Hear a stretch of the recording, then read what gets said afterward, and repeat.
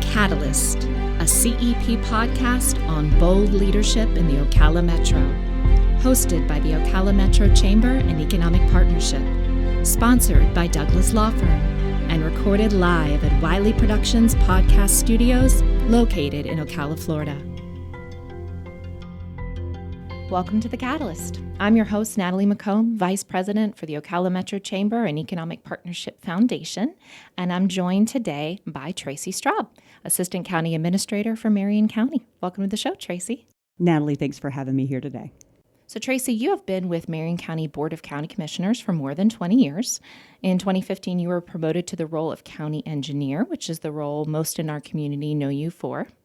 Today, you serve in an expanded role as Assistant County Administrator, overseeing not only the Office for the County Engineer, but multiple other departments, including Building Safety, Community Services, Growth Services, and MSTU assessments.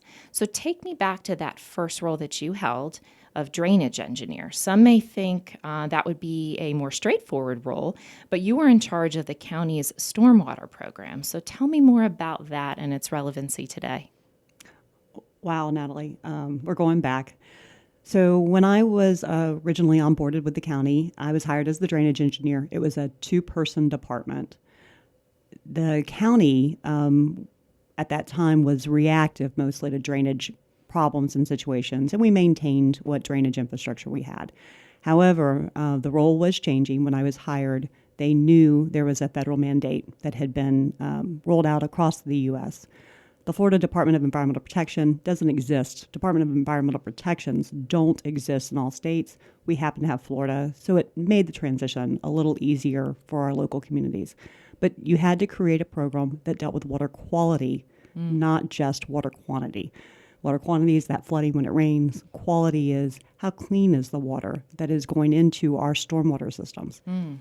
Throughout most of the U.S., stormwater is viewed as a surface water system. It's going into water bodies, rivers and lakes and streams. In Marion County, we're a little unique, though.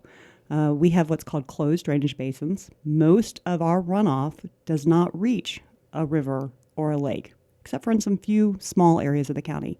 Most of our water ends up being contained in closed basins, and oftentimes it finds its way into sinkholes in Marion County. Direct connections into our aquifer. Our drinking water is that aquifer. It's relatively shallow. It's that same water that's coming out at Silver and Rainbow Springs. It's the same water that you and I are drinking. So stormwater is the vehicle. Whatever it picks up along the way, whether it's leaky oil from your automobile or if it's too much fertilizer that your grass hasn't been able to absorb. And the bigger issue that has come to light over the years are septic tanks. You know, septic tanks do great things from a health standpoint for dealing with human waste. However, it's essentially a fertilizer. So as it rains and your septic tanks are leaching, it's getting into the aquifer as well. And it's feeding all the bad things in the aquifer. So, today there's been so much more recognition of that, but that was what we were learning when I first came on board with the county, the challenges that we were facing. Not being all about let's save the environment, but being more about what is great for the Marion County community. It's a really good balance here because we are so ag strong, we're ag rich. We love our horses, we love our springs. So it's a balance. You know, when I first came on board, a lot of folks thought I was a tree hugger. And who doesn't want to be a tree hugger? They're gorgeous. But this is my community, and this is where I still have to be able to live and afford to live and enjoy it all. So that's what we worked on when we first came. Today, it's become so much more just commonplace, common knowledge. Huge programs are now being invested in by the state and by our local governments, Marion County included, on septic to sewer conversions. I'm sure all of these programs that have been brought in by the government and things like that to help at least move some communities over to, off the septic and on to community sewer and all of that, that has been huge and at least addressing a little bit of the concern of our springs and the leaching, correct? It absolutely has. Yeah. And again, Marion County will never get rid of all of its septic tanks. It just doesn't make sense to go out and tackle all of our rural areas. But we've had a lot of growth in our subdivisions. We had a lot of subdivisions that were not close to town that didn't start out on municipal sewer systems. And so those subdivisions, easy examples, Silver Spring Shores, Marion Oaks, they're lacking in a lot of having sewer infrastructure. Those are quarter-acre lots. They're financially feasible to get to. And so the county is actively doing programs like that, and there's a lot of grant money to help do those programs. So Tracy, for you, coming into this expanded role as Assistant County Administrator, having that engineering background, I'm sure it was quite an undertaking learning all these new departments and building those relationships. What advice would you give to other leaders who are stepping into expanded roles, who may need to do similar things and learning other parts of their organization? Natalie, some of this was certainly foreign territory when I accepted the position. Folks that I did not work with on a technical standpoint. I knew our building official, of course, and but I don't know building construction. I would never pretend to know building construction. Same thing with our planning and zoning teams and the programs that Growth Services does, and the phenomenal programs that touch the community with our community services department. Those are things that are very, very foreign to me. So it's important to build relationships, listen to what is going on in their world, listen and look. Don't react. Gain knowledge, gain confidences and trust with people that know these things much better than you do. And one of the things that I had to put into play is not being the know-it-all, not being the first person with all the answers. I had to be very cognizant and build confidences with teams and say, I don't know this. I need your help. We all want to be successful, and I need your help. And then making sure they shine with their successes as they help me. And any lessons learned as a part of that in your early days? A big change for me, being intentional. So I've learned to be more precise with meetings. Be intentional about your agenda and what you're here to accomplish, and accomplish that. And then know that when you do have the occasional meeting that is not that routine on the schedule, living by meetings, but when you do have those occasional team meetings, that they know that this is the team meeting that we are going to celebrate each other. We're going to have some sidebar conversations. We're going to get caught up with the squirrels and the rabbits, the bright, shiny objects, and that those are those meetings to enjoy in a different fashion than the ones that you do need to be intentional and on point with. That's great advice. And how important is business and the involvement of the general public in the work that you do? Natalie, I think that is by far extremely important, by far the most important thing that any government agency can do. Marion County Board of County Commissioners, as a staff person on that team, we are here for the public. We're here to make sure that we can answer questions, be accessible, walk people through processes. Government is scary for a lot of folks. They don't know what they're getting into. Some folks are used to doing business with us, and that's one thing. But you're an individual, and you don't know if you need a building permit to change out a fan in your house or not. And you don't need to be afraid to ask that question. So all of us have to work on making sure that we make you comfortable, that we're your neighbor. We're here to be your neighbor and to be supportive. And one of the things that I like to say to anybody, local government is the most accessible government there is. We all get caught up in what's going on, at the national level. Politics is just crazy. But our local commissioners and council people, they are our neighbors. You have the best opportunity to have one-on-one conversations and actually effectuate change. You'd be amazed at some things that people call me about that they didn't think to call me about. Simple stuff. You drive down your neighborhood road so more often than I ever would. And when you call and say, hey, is this right? Well, gosh, no, that's not. Let's fix it. So I think it's incredibly important for us to have meaningful relationships with our business partners and our citizens and let them know that we are here to help and support. And the field that you're in, engineering and certainly in county administration, could both be very male-dominated fields. What has this meant for your experience kind of rising through the ranks as a woman? Natalie, I am just very driven, and there is nothing that I just do. When I take on any bit of work, any bit of effort, you do it right. And so I don't know that I particularly. I guess I'm a little self-centered as well. So I didn't particularly notice if it was a man or a woman in the room. I did what I felt like was right, and people began to trust me and have confidences in me. I think that's important for anybody in any career, whatever you do. Do what you say you're going to do. Do it well. Be attentive to your job, your skill sets. I think that will take care of you. And what do you see as your biggest challenges to be addressed in the next 12 months? In Marion County, we have seen so much growth over the last 2 years. So we're faced with some of the same challenges that individuals are at home: the financial strains, the inflation, the cost of inflation, how long it takes to find a contractor to get the services done. So those right there are just practical day-to-day challenges that we deal with that I just think everybody recognizes from your own personal lives. But with all that said, funding is always a tremendous challenge. So all of those things have led to cost increases. They've led to us having to negotiate, because there's only so many contractors here locally, which project is the priority. I know we want to do all 5 of these, but I don't have enough contractors to get them all done. Asphalt materials are not showing up here locally like they need to. So which project do I have to get done?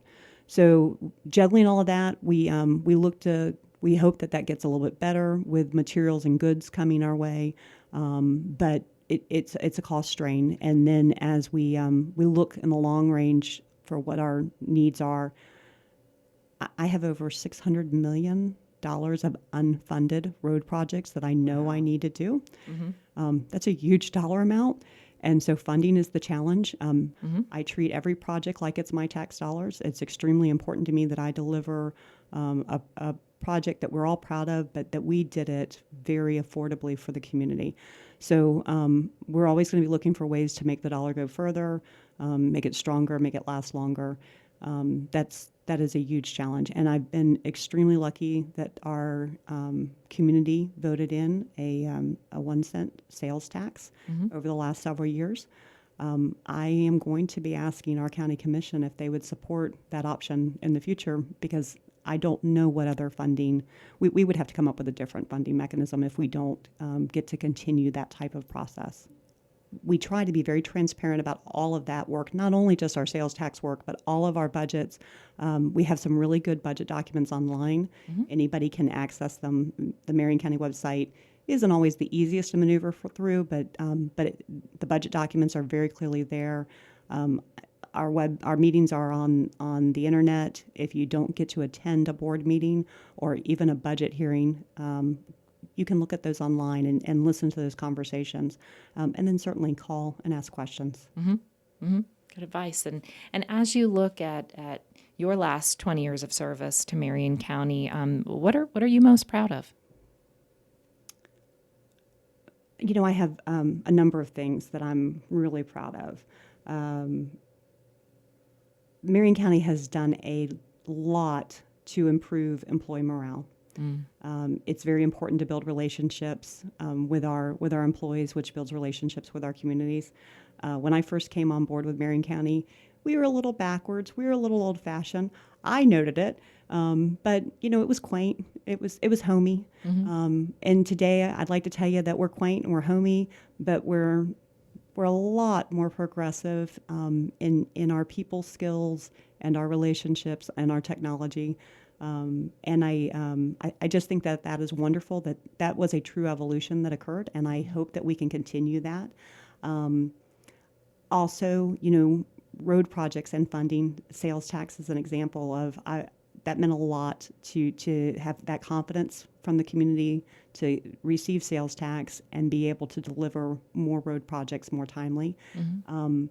Because we've been so strong in our road construction over the years, and that's not just because of me, that's also because of our county administrator. As the former county engineer, he built great relationships with the Florida Department of Transportation.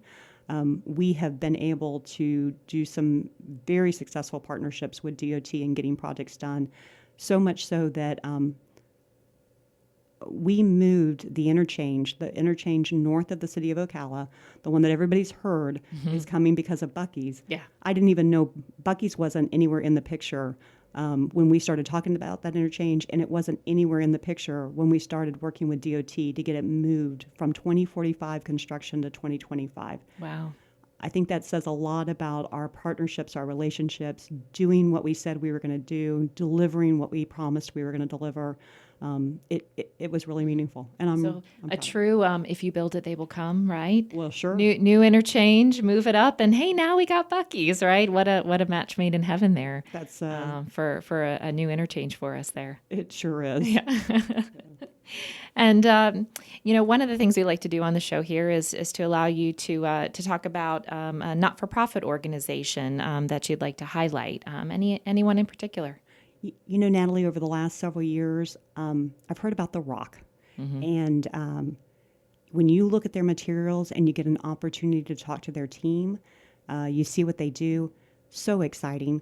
Like I said, I heard about them over the last couple of years. The Rock provides for school children in need, and they started at the high school level, and they're moving into the middle school level.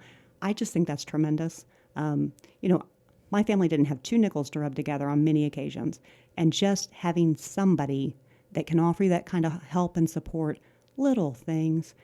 High school is so weird. You can be so uncomfortable. You want to be a cool kid.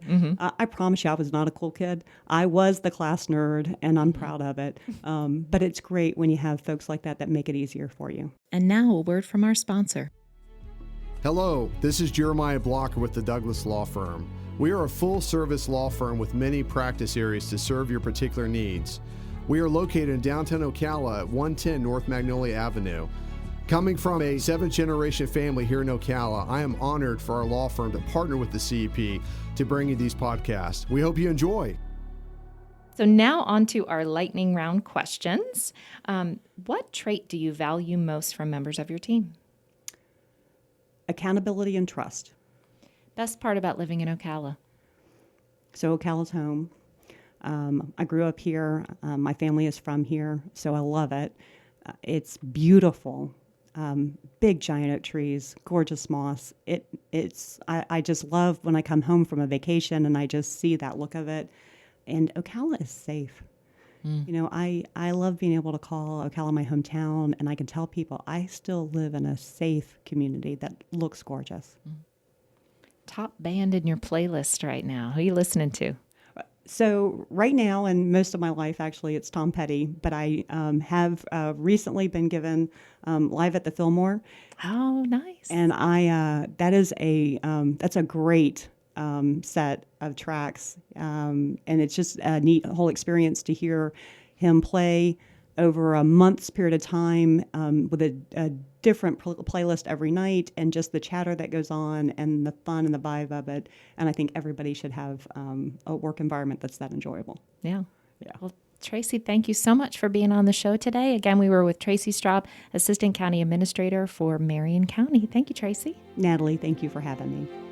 Thank you for joining us for another episode of The Catalyst, hosted by the Ocala Metro Chamber and Economic Partnership, sponsored by Douglas Law Firm, and recorded live at Wiley Productions Podcast Studios.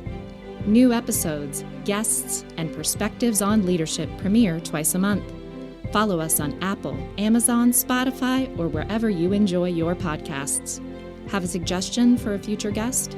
Email us at thecatalyst@ocalacep.com.